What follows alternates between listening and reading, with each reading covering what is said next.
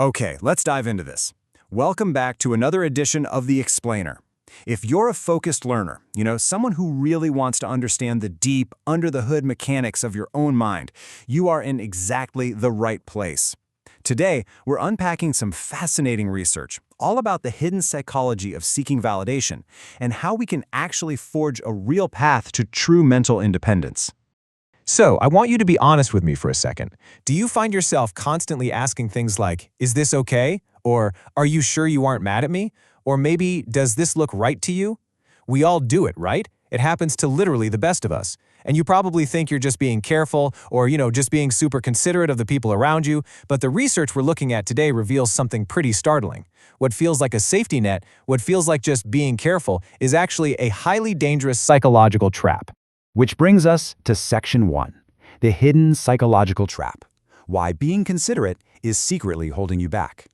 Let's step into this logic gap and see what's really going on. Now, what's really interesting about this slide is how it completely reframes this everyday behavior. You see, when you ask someone for reassurance, you aren't actually looking for an answer. You're looking for a quick hit of relief.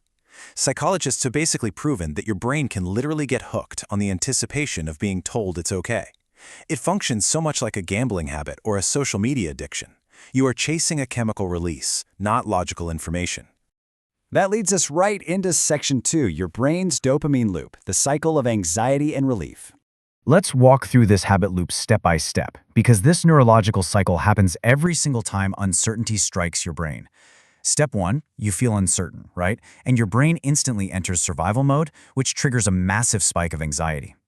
Step 2, to escape that terrible feeling, you immediately seek reassurance from others. Hey, is this okay? And then Step 3, the exact moment someone gives you that yes or says it's fine, your brain gets this quick, incredibly powerful burst of dopamine that makes the anxiety just vanish. But here's the catch. This creates a really dangerous dependency. You literally stop trusting your own judgment because you've trained your brain to depend entirely on other people to regulate your emotions for you. Internally, this creates a massive, massive struggle. Visually, think of it like this. You've got anxious survival mode squaring up against logical reasoning mode. When you feel uncertainty, survival mode completely hijacks the system. It's frantic, it's panicked, and it demands immediate external comfort. But true logical cognitive control, that lives over in reasoning mode. The big problem is, every single time you give in to that dopamine loop we just talked about, reasoning mode gets completely bypassed. Moving on to Section 3, the rejection sensitivity factor, the root cause of reassurance seeking.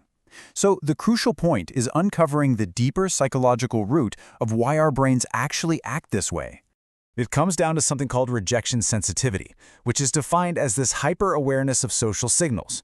Look, if you've ever felt like you were nobody's first choice, or if you've lived with that lingering quiet fear of being quietly swapped for someone better, your brain is probably on incredibly high alert for rejection.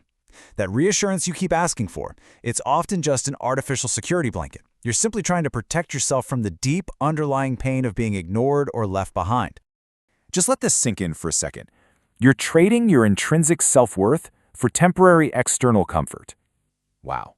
When you constantly ask for validation, you are actively reinforcing the false belief that you simply aren't enough on your own. You are taking your solid, intrinsic worth, and you're just trading it away for a fleeting, temporary moment of relief granted by somebody else. Now for Section 4, weakening executive function, atrophying the decision-making muscle. Let's look at the frightening physical consequence this innocent habit has on your cognitive power. So, the executive function is basically the brain system responsible for planning, reasoning, and problem solving. Think of it as the CEO of your mind. But what happens when a CEO constantly asks their subordinates to make every single decision for them?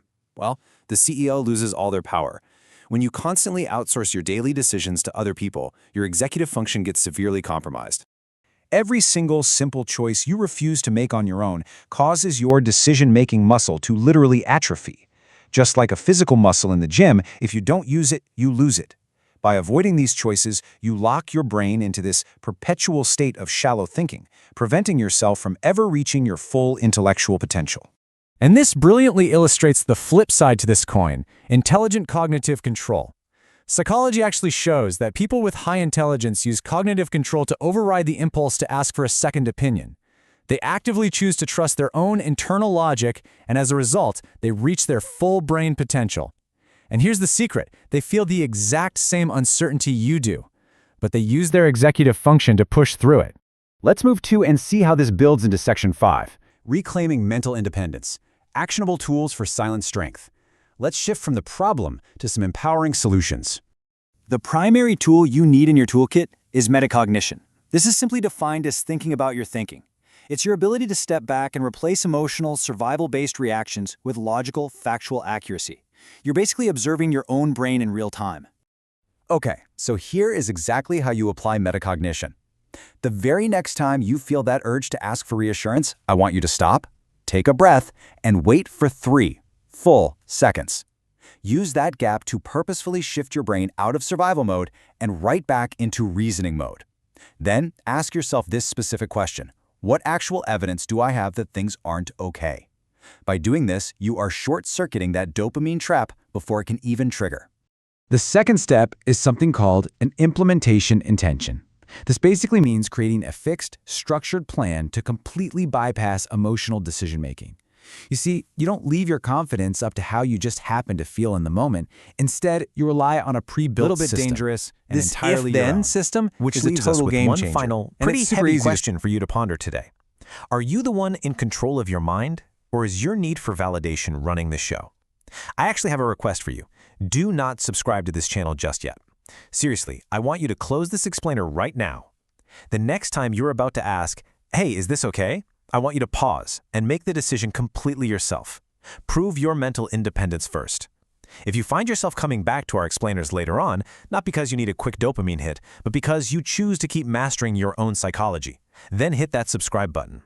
Stay smart, stay focused, and always remember, your worth is absolutely not a question that someone else needs to answer.